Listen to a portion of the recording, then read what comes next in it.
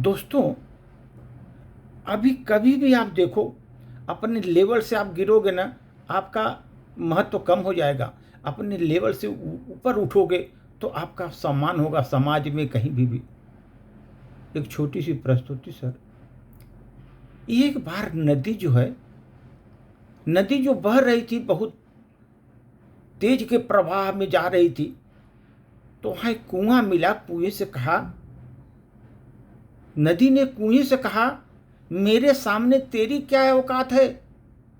कुएं से कहा, मेरे सामने तेरी क्या औकात है? कहा तू छोटा सा कुआं, कहा मैं विशाल समुद्र में जाके मिलती हूं। विशाल समुद्र है, इतनी बड़ी नदी जो जाकर समुद्र में मिलती है। कुआं भी बहुत चालाक था। उसने बोला, नदी, भटकाव और ठहराव में कुछ फर्क तो होता है, समझी आपने? भटकाव क्या होता है, ठहराव क्या होता है, कुछ अंतर समझिए आप। बहुत फर्क होता है भटकाव और ठहराव में।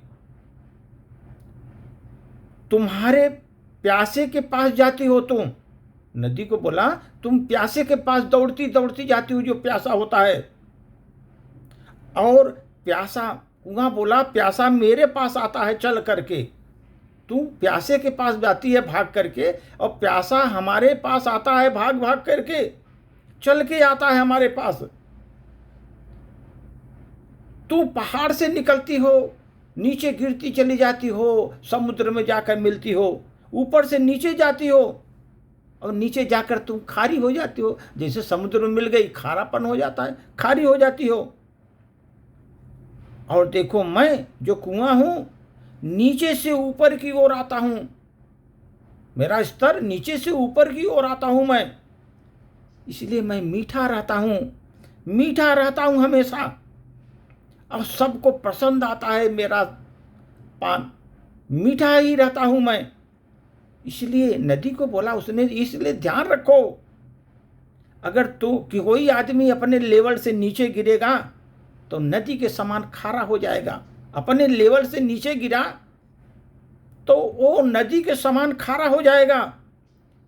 और अपने से लेवल से ऊपर उठोगे तुम जीवन में, अपने लेवल से ऊपर उठोगे जीवन में, मीठे होते जाओगे, मीठे हो जाओगे। यही संसार का नियम है दोस्तों।